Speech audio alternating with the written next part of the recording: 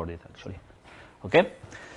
So as I mentioned, not much video. I'm going to explain one type of neural layers, which is quite appropriate for sequence processing, basically.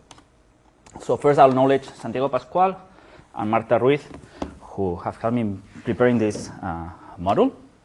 And if you want to see how they explain it, you can check their videos. They are already online, and you have another point of view for this topic. So first, the motivation, as we are in this master on computer vision, I should make some motivation regarding video, and you are in the video module. So where are you going to use RNNs if you're ever going to use them regarding video?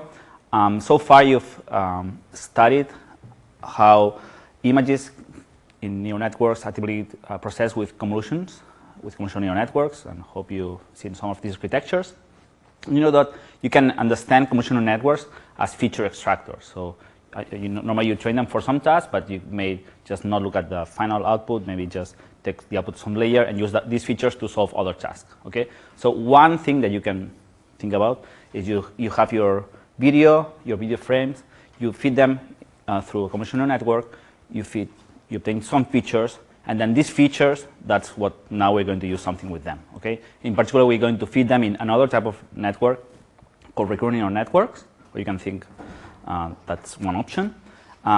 Then next week, you'll see exactly how we do that, and then we can solve, for example, the super basic task of action recognition. So what if in the video there's some activity, maybe somebody jumping? How are you going to recognize that unless you take into consideration the motion, the changes on state? Okay, so that's one architecture that would allow you to do that. And I know you don't know the top block, which is called RNN, is recurrent neural networks, but I'm going to go through it now. Yeah. So let's go. Just in general, let's motivate this problem of how to capture context. So context is very important for many of the decisions we take. And I have like some questions for you. Maybe can you try to recall the 5th digit of your phone number? Okay, or maybe sing or think that you sing your favorite song beginning at the 3rd sentence. Yeah, or recall the 10 characters of your alphabet. So these are all tasks that you can probably solve them, but probably you're going to solve them after running some sequence. Yeah, so somehow our brain is wired in some way in which information to access it. For some of them, it's part of a sequence. So the sequence or the context of the information we actually want, it's important, it's relevant, it's interesting that neural networks would have some methods to capture that and to learn how to capture that.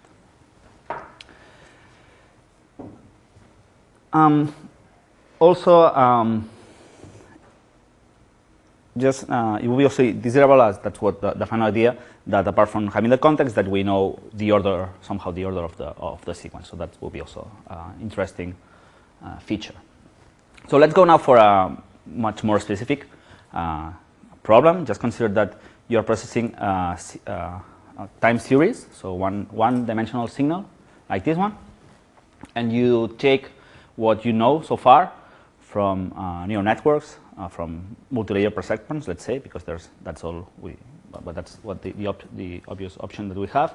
I'd like you to address the task of what could you do if you wanted to, let's say, predict the next sample. So just try to predict the sample at t plus 1, considering the previous sample or the current sample t minus 1, t minus 2, blah blah until tau. So you know tau. Okay, somebody tells you, okay, that's tau. How do you think that with a neural network we could predict the next sample? How would be the most basic option for that from what you've seen so far? Can you imagine an architecture that will solve that?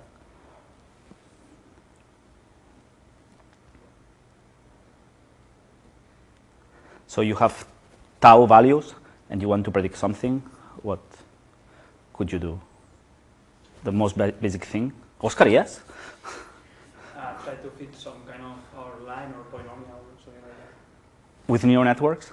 I'm thinking about neural architectures. The easy-ish thing, super easy. And you know it's always tau. No. Sorry? recurrent network, it would be a very good solution, but we haven't explained that yet. So if you didn't know about recurrent neural networks, which that's what I'm assuming, otherwise it's going to be very boring, what would you do if you say, okay, solve that with a neural network? What would you do? Yes, Lucas? No? Okay. Okay, you have, I don't know, you have n values and you want to regress it to something. What the super basic architecture? I'm going to give you some tips. I'm going to throw like some tau input neurons. Okay, so you have, so there are tau neurons here, and I want to predict x. Okay, I'm not sure if you see anything at all, but turn it on. Okay, yes. You want to predict x t plus 1. Okay, I'm already giving you some tips, some hints, like what could we do now? Okay. Yeah, I think you could do a convolution of type on Windows. Okay. Yes. Okay, that's something you can do. I guess that's fine. Okay. Yeah. Okay. That's not exactly what I had in mind, but it's also what I had in mind. Okay.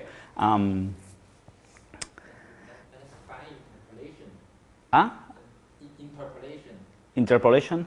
But I want to solve it with deep neural networks. That's my requirement. Is you're going to use a deep neural network. Okay. So okay, with a convolution that's fine because we know tau. So we would learn what would be like the most basic thing here we can do. Okay. Yes, that's what I was kind of expecting. But convolution, I mean, you can somehow understand that the way we use a modular perceptron here, it's kind of a convolution. So I have the slides thinking about modular perceptrons, but we can discuss how different that would be for 1D convolutions. Because I'm not sure, have you seen 1D convolutions ever? Okay, who of you have seen 1D convolutions ever? Yeah, okay, you have. Okay, great. So that you're familiar. Okay, so you can think that it's 1D convolutions. Never mind. But the slides are with the modular perceptron because they're like multiple layers. Okay, so just think there's a convolution. Okay, so you would like, yes, you see, you can think that it's a modular perceptron. So if you have convolutions, you only have one of these, let's say, and the output you learn super good weights that give you directly the output. Or you can think there are like different layers. Probably it should work better if you have more layers. Right? If you can think, if you consider the 1D convolutions as the window of size, in this case it's L or tau actually. What would you do is you just shift this window and just predict the next sequence. Yeah, if you do it very well, you can predict the future of stock market and be rich or whatever. Or try to predict, you know, the sports games scores or whatever. Then let's see. Considering the case of the modular perceptron, there's one design parameter here which is very important, which is the length. Okay, here I wrote tau, but actually in the slide there's an L. Yeah. If you do we know by default what's the optimal length for that window? Do we know at all? In general, no, if we assume we know nothing about the problem, because I didn't give you any information. So okay, you could say, yeah, I will try with my training data set, I will try with different values, and one of them will be the best one, and I use that one. But just consider something like, think about the modular perceptron, especially. What's the price to pay if you make your window larger and larger? What happens with the amount of parameters? It will grow, okay, a lot. And if you use modular perceptron, these are many parameters. So see, if you make in this setup the window larger, it increases. So and we don't really know how big this window should be, right? And what we would like is to have some kind of architecture that learns how long back it should look at to decide what's the next value. That would be ideal. That would be great. So we don't need to worry about about the size of the window or the size of the 1D convolutional filter. Yeah? So that's one motivation, one of the issues that recurrent neural networks address. And there are other architectures and there are other ways that kind of solve it, okay? I'm not going to say that's the only way to do it. Other problems that this architecture, this approach would have is that as at each position in time we are feeding that into our network, its decision is totally independent. Okay, the network has no idea of what the same network decided in the previous time step, which maybe that's not very smart. Okay, because maybe you want to condition the future decisions based on your past ones. Yeah, imagine that you're going to predict the t plus 1 and t plus 2 and t plus 3 and t plus whatever. It would be interesting to know what you predicted in the past. And also, just imagine that at the beginning of the sentence, of the sequence, you have this window of L, but when you start, you only have one sample, right? So you've seen that problem already, probably when dealing with convolutions, right? And you know there's a solution called padding, which is put something there, typically zeros, but okay, that's not very neat in the end. It may work, but it has some problems because we are adding some values which are actually not part of the sequence. Yeah, so these are all some of the solutions, problems when dealing with fixed size input windows, let's say, whether a modular perceptron, whether 1D convolution. So let's see how can we solve that. So one of the possible solutions are the recurrent neural layers. And what we are going to do, the basic idea now, is that given a layer, you can think this is a multilayer perceptron with its activations that's supposed to be a sigmoid, I guess, or tangent hyperbolic. And then you know that you have these weights, you have seen them already for a multilayer perceptron. And now what we are doing, we are adding a new set of weights that connect. And now this is the clue for today, okay? So just if one idea I want you to take home from today, that's the next one. So this arrow that I draw here is not one arrow of this neuron with itself only. It's this with all the rest. So so this connection in time we are doing, it's connecting with all the neurons of the same layer. Yeah, and that normally that's what makes you a bit confused. So now what we're going to do is we're going to learn a new set of weights. These weights U you have here on top. Okay, these weights U, they would add to, so far you've seen in the multilayer perceptron you have the, let's say, the weights from the feed-forward form, which will be this W. These are the arrows that grow from bottom to top.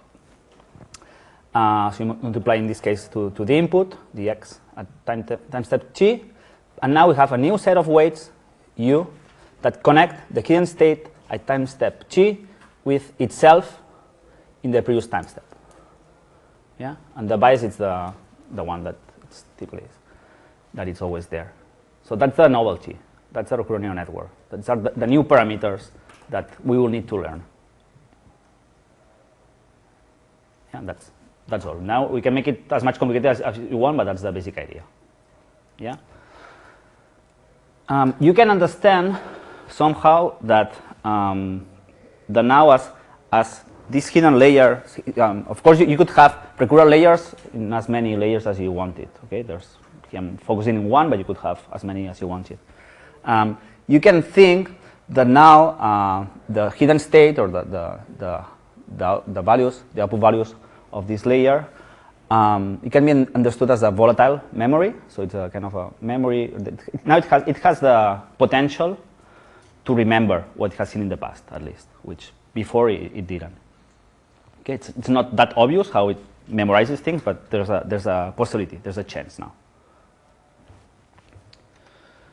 And that's really one of these big ideas that you must keep in mind. So recurrent networks, they are the basic vanilla architecture that allows memorizing what you have done in the past, or one of them, in a learnable way, because these weights U, we will learn them the same way as any other parameter we learn in neural networks.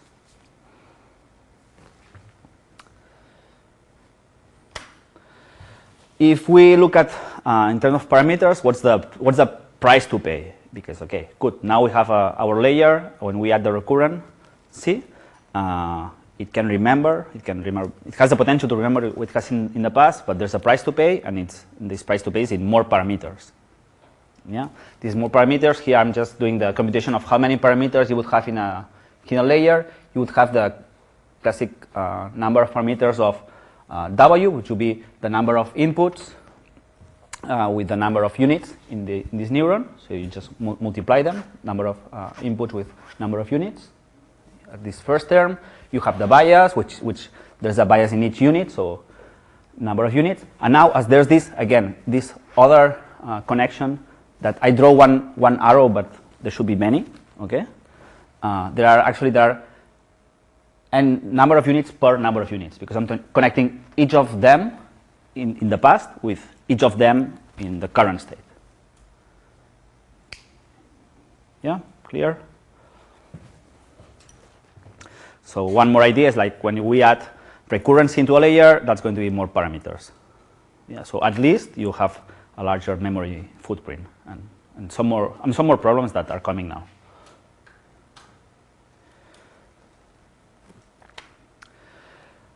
This is a figure that I think that kind of shows an implementation of a recurrent neural network that I found it quite useful after a lot of time of teaching this course, and I found it last a couple of years ago, I think. It kind of just graphically shows what I've been explaining.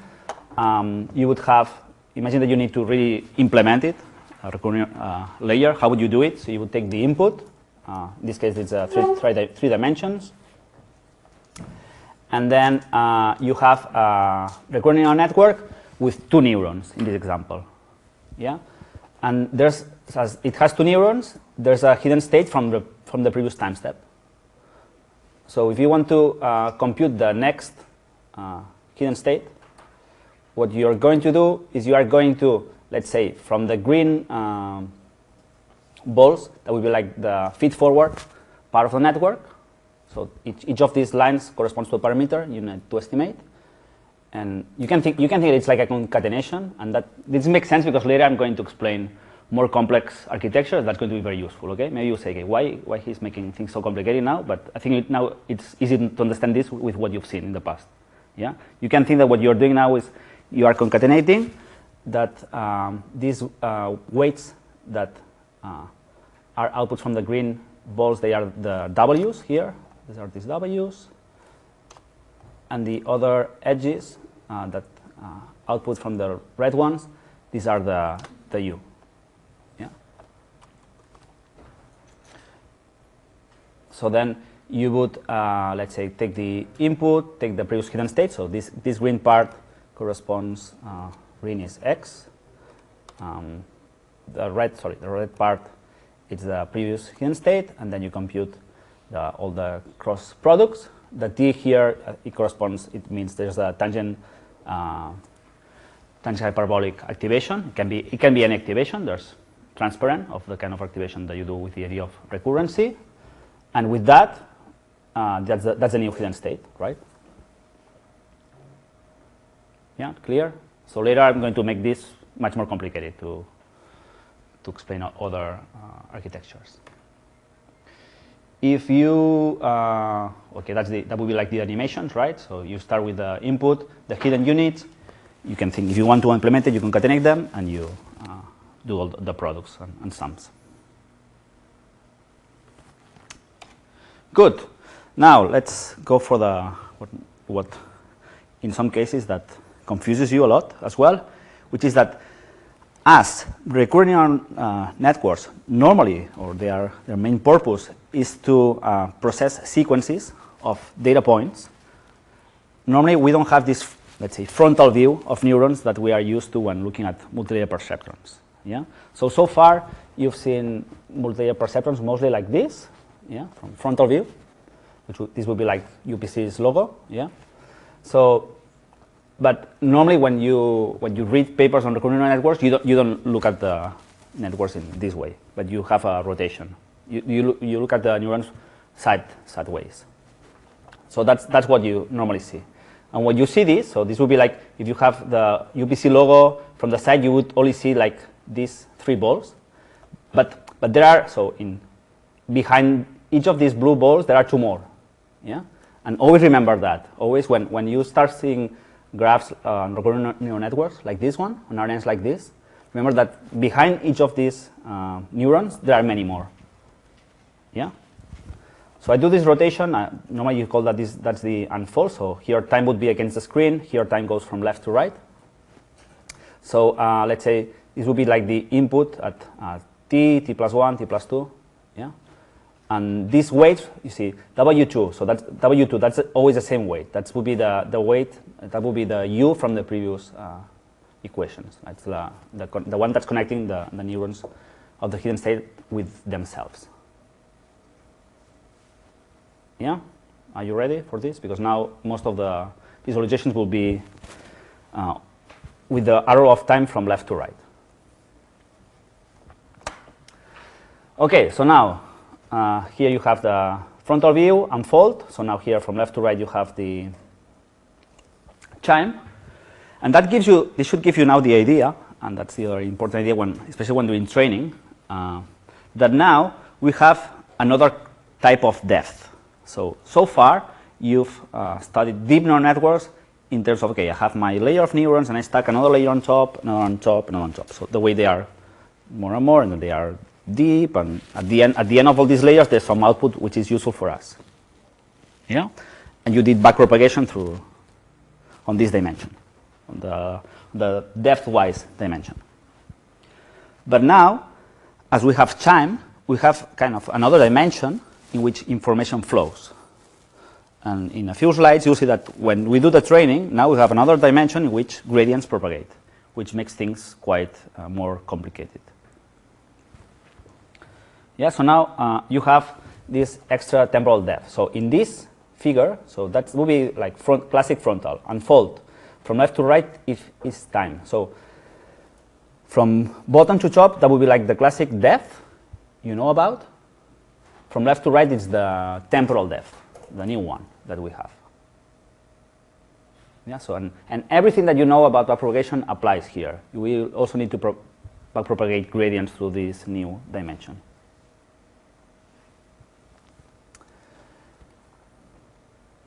Okay, I think we've commented this. So what happens when we do the training of backpropagation through chime? In addition to the backpropagation through depth. Yeah? So we are doing both. Well, so imagine that we have our sequence X, X1, X0, X1, X2, X3. Imagine that at each time step we have some labels that allow us to compute an error. So it's a super simple neural network with only one hidden layer. Okay, so now one hidden layer, the output, and we have some ground truth. We can compute an error, but now we compute an error at time step 0, time step 1, time step 2, time step 3. At each time step we have an error signal. So first of all, whatever amount of time steps we consider, the total error that's going to guide our gradients computation, let's say, that's the sum. It's going to be like the sum of all the errors. So when you compute the gradient, we'll need to compute the gradient with respect to all the errors. In addition to the gradient, classic gradient from depth. Yeah? Then, if you are following all this argumentation, you would say, okay, let's say if I consider my sequence extremely long, this is going to be very complicated to implement in a machine with finite memory, because you need to remember everything you've done, all the gradients, propagate everything. If you've tried to train your network, I hope you have. You see that it's already complicated with a few layers you have probably put. So what if you have, like, I don't know, hundreds, thousands, millions of time steps to backpropagate? Because each time it's like one more layer, right? So imagine like a sequence of, I don't know, 100 time steps.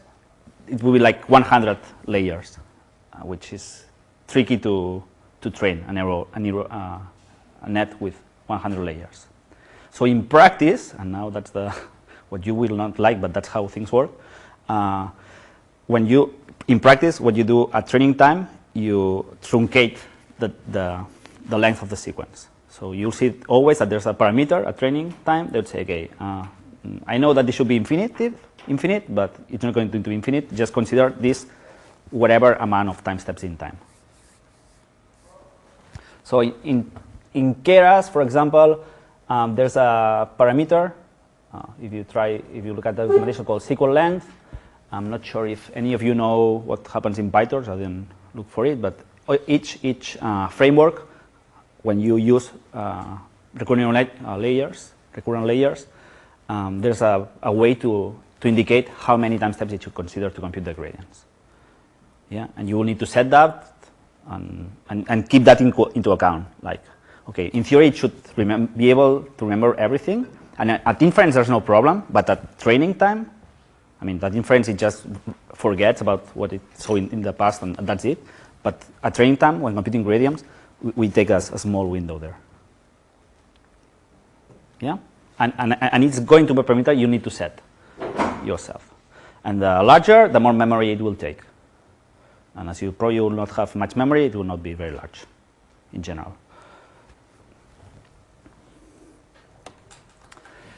Okay, problems from vanilla recurrent neural networks.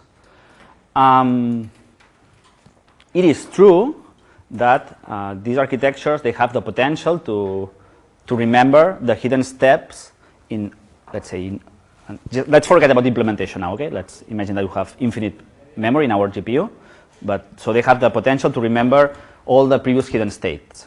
That's it. So they have the potential to remember everything they have seen in the past, because the hidden states, they are related to the input signal that has been fed into the network. Yeah, so they have the potential to remember everything. But there's some buts here. It has the potential, but remember that this all our hidden states in the end, they will go through the activation functions of our neurons, which might distort. There might be some nonlinearities there. Probably at some point you will be there, and some nonlinearity is going to distort, damage the hidden state. It will not just keep it totally fresh or unmodified. And in addition, that's going to be multiplied by the parameters of the matrix that it's modeling the connections in time. So yes, it has the potential to remember everything, but this is going through nonlinearities and multiplication with you. So actually in practice, it tends to, the long-term memory, it tends to vanish and disappear after many time steps. So that's one problem, long-term memory. Another problem is that as you have this extra dimension on time, and you're propagating gradients. So the same problems that you may have when you have like just feed-forward networks. Sometimes gradients disappear, they vanish, or sometimes they explode. That's even more prone to happen when you have this extra dimension, especially if you take long temporal dimensions. So in practice, if you try to train what I just explained, it will rarely work. Actually, it's going to be super unstable, and it's going to be quite challenging to train. Okay, so it's a very nice story, but in practice, nobody uses that. But the concept is interesting. Yeah. And now I'm going to tell you how in practice you address that. But you'll see that these are like tricks to solve these two problems. Yeah. Okay, so how to solve that? There's two architectures that are very popular, which are, let's say, practical implementations of this concept of recurrent layers that I presented.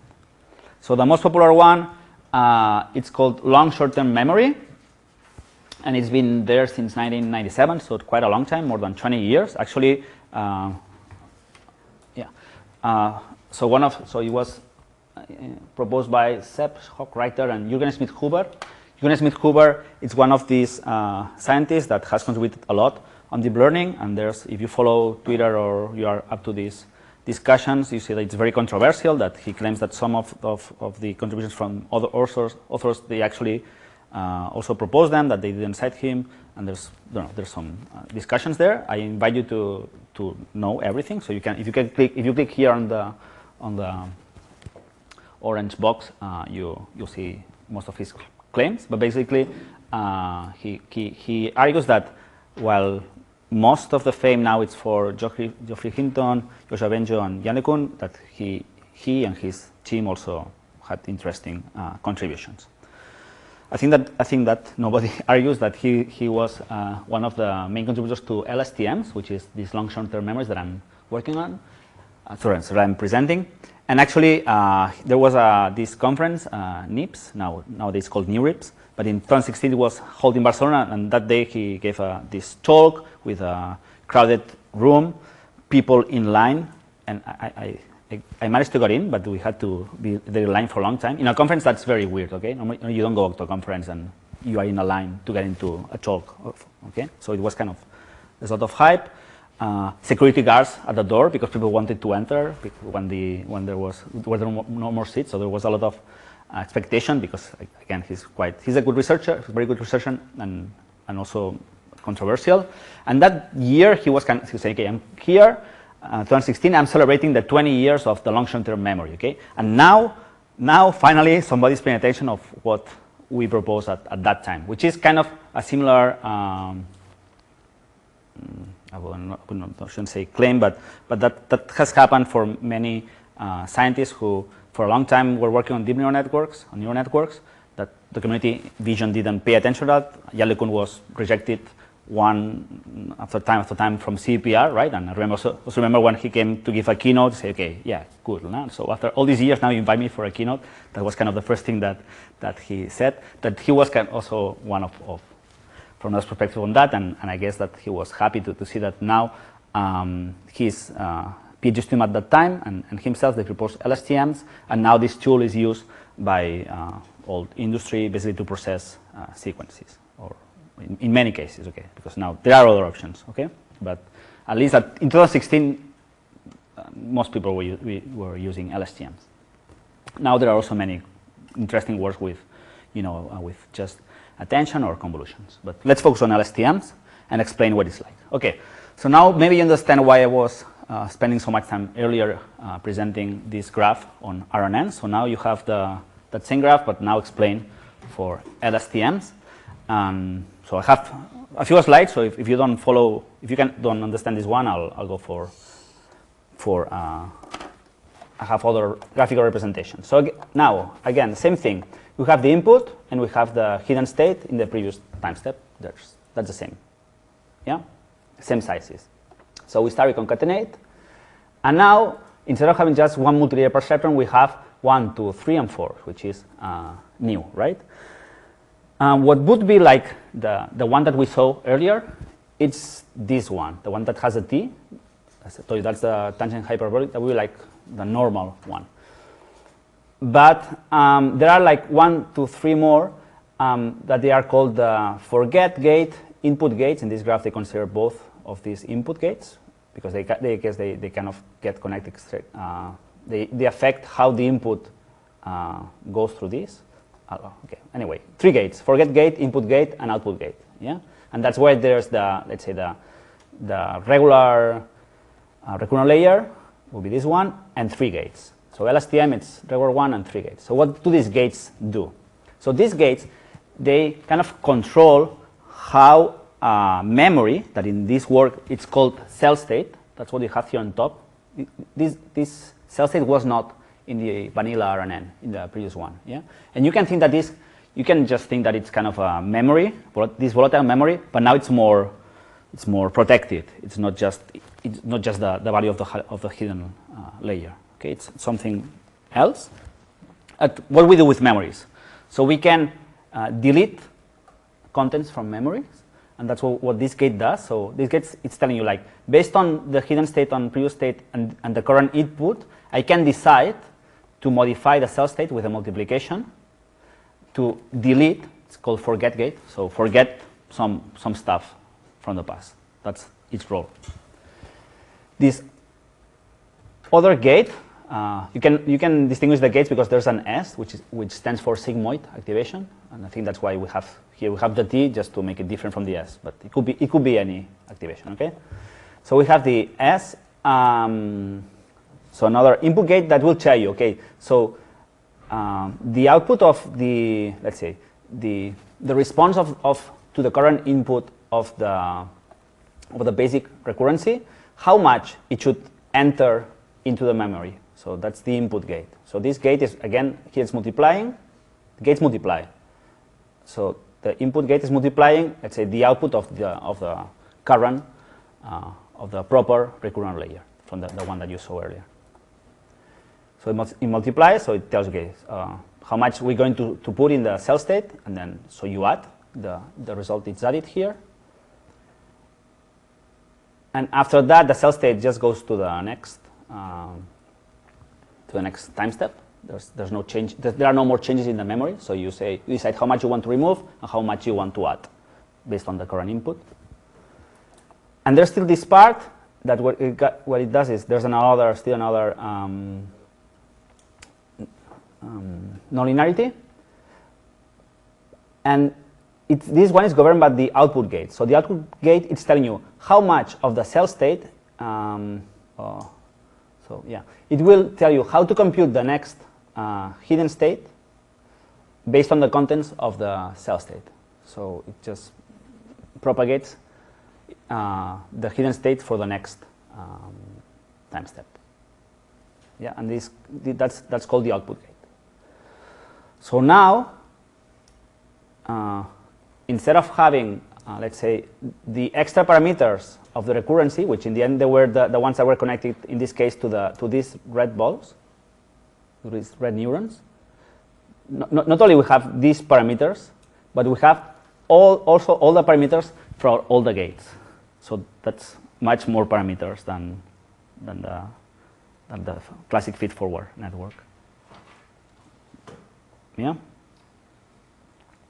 So that's the LSTM. So an LSTM, in the end, it's like a recurrent network with 3 gates, and each gates, they are kind of put in values that govern how to erase, write a cell state, which can be understood as a memory. Yep. I don't understand how the output gate determines the hidden state before taking information from the cell state, the multiplication state. Sorry, it's from the hidden state and the input. Sorry, maybe I didn't mention that. So from the cell state, yes, but also from the input. Okay. That's how the architecture it's implemented. So this hidden state, no, actually it's used everywhere, right? So it's used everywhere. Yeah. Is there any threshold? No, everything is differentiable completely. That's the nice part. And here you have the animation in case you don't follow, but first you compute the forget gate, input gates,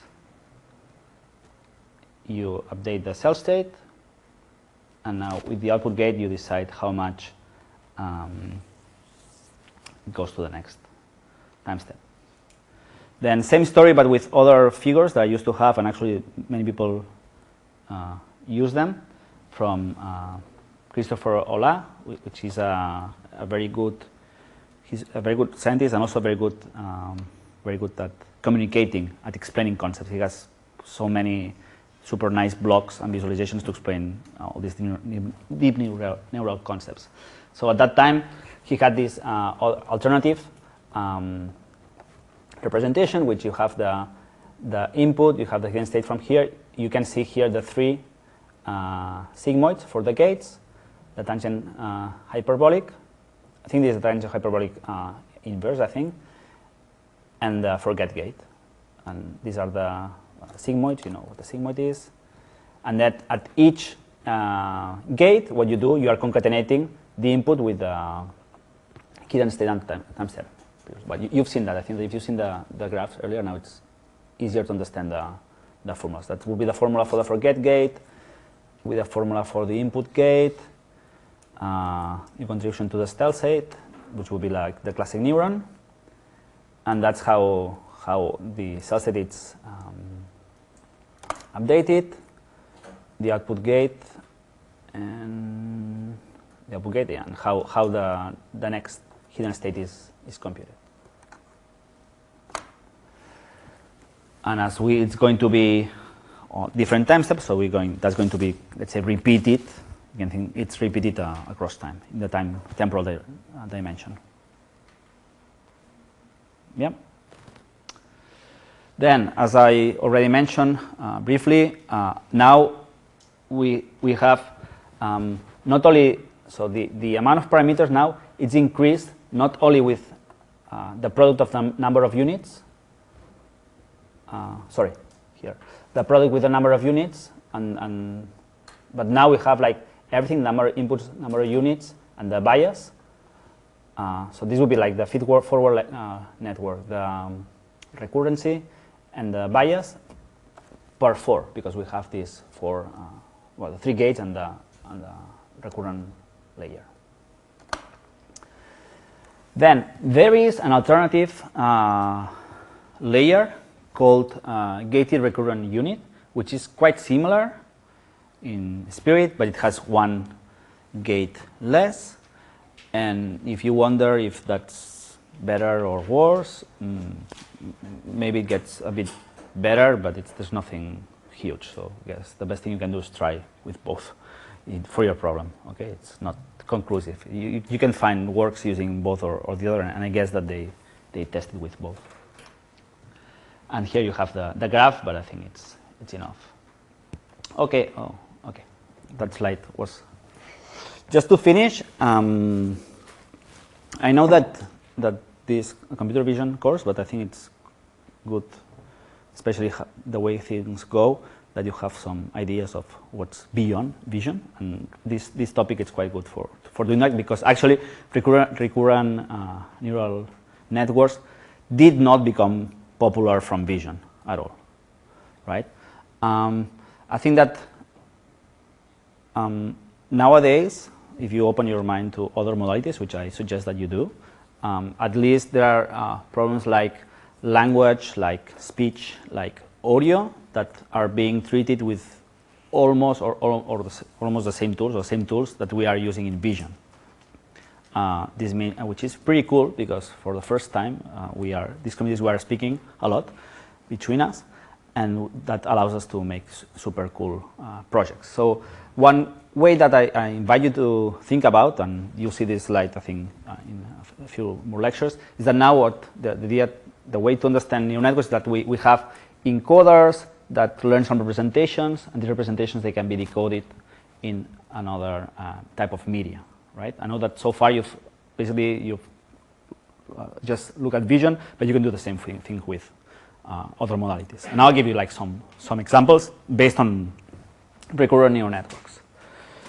So actually, recurrent neural networks became very popular thanks to their success in this application, neural machine translation.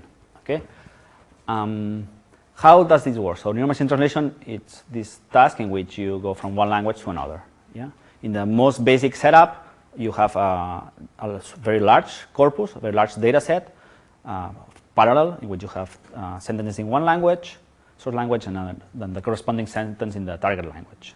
That's very, very large, large enough to train a neural network. In language, in the end, these are sequences of words. And as these are sequences, these are very well suited to be exploited with RNNs. Let's see how we can solve neural machine translation with this tool. So actually what you do, imagine that you have this sentence: economic growth has slowed down in recent years, and what we want to compute, okay, it's a representation. Okay, now I'm just looking at the encoder. So what could I do? I could first take all the words, let's say, in English, yeah, and or many, or the most frequent ones, okay?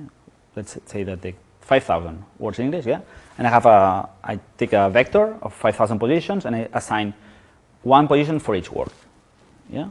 That's called one-hot encoding, which in the end, I don't know if you ever thought about that. That's what any ImageNet classifier is doing, or right. So it's encoding your image into a one-hot vector. That you call it classification, but okay, you can also think that we are encoding it into a one-hot vector. And just do the opposite. You take a word, you have the one-hot encoding vector, and then typically what you do is you feed it into some network that was trained in an unsupervised way, and which as a result of this magic training, that it's trained, for example, with you take Wikipedia and you train a modular perceptron to predict the next word. So given a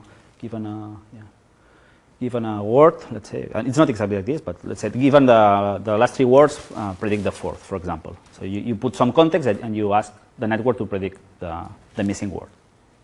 Yeah, and there are many tasks. Okay, that's called language modeling. It's a whole discipline by itself. But the point is that there are neural networks that allow you to go from this 5K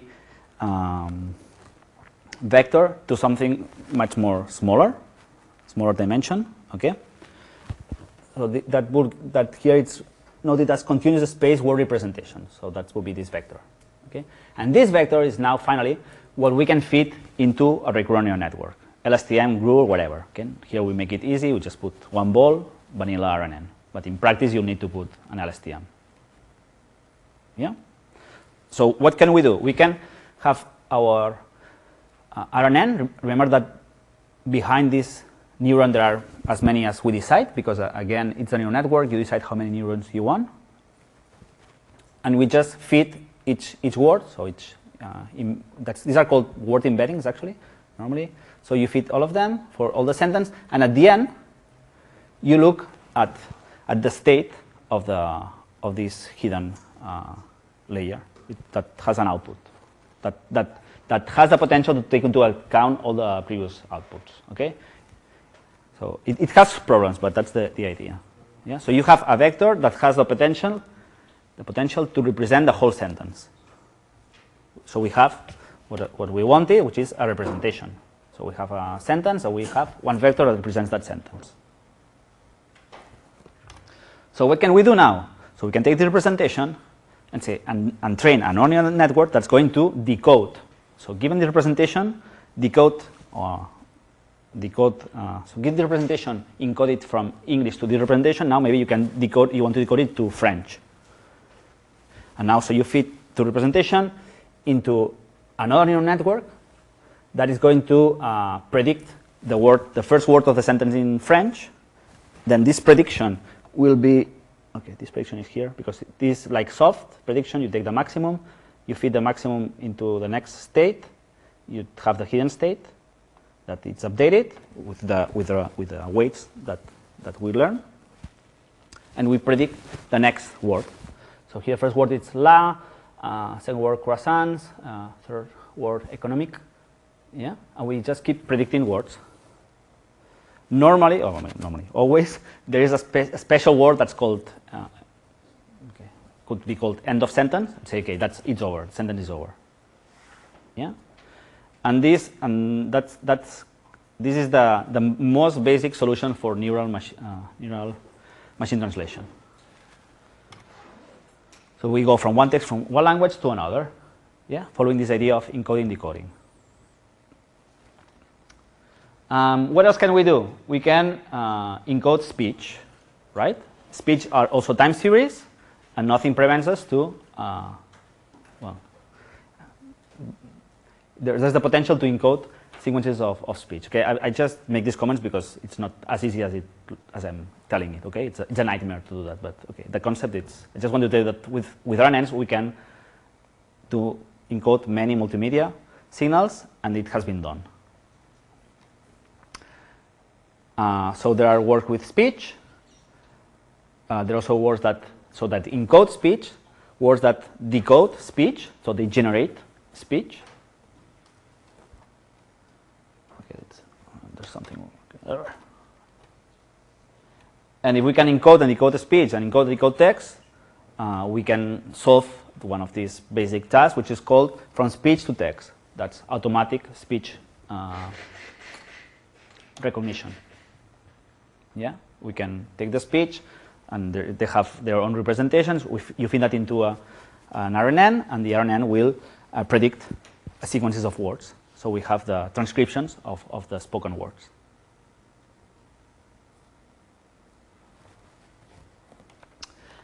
And that would be it in terms of RNNs and very slightly some of their applications. Homework for you, because you don't have project until Thursday. Or you have project from the other module. You have project from the other module. Okay, but in your spare time, you can look at all this material, right? So, so I especially suggest you watch Santi's lecture. Actually, maybe you want to watch the first. So this is the second part, which he goes beyond. That's more introductory. You have many lectures and things to read about. I also encourage you to so there's this lab. You don't need to submit to us at all, okay? But there's this lab that we made for the course here at UPC and Telecommunications School, and there's a lab for RNNs in PyTorch that Santiago Pascual developed, which is very informative, and I encourage you to go through it. Actually, there are many labs from him, so if you click here, you see all our slides and videos for deep learning, in case there's something that maybe is not clear enough from what you've seen in this master. Sometimes it helps to see it from another perspective. Yeah? And I think that would be it for RNNs. Is there any question? Yep. So the thing is that in RNN applications, like when we have these kind of autoregressive models, like how do you determine make the deterministic, I mean, like the stop, where to stop the, like. But normally what you, okay, I think, so in RNNs or anywhere, so that's something that you just learn or you train. So when you train, you create one more. This one hot encoding, you create one more that is called end of sentence, or that's it. And when you train, so you feed the words of your sentences, and at the end you add this word that you invented to signal that it's over. If you do that, the decoder, when it decides that it's over, it will output this value. Yeah, but it's one more position in this one hot encoding. Well, yeah, that's one way. Let's say. More questions? No? Okay, so see you on Thursday for the project then.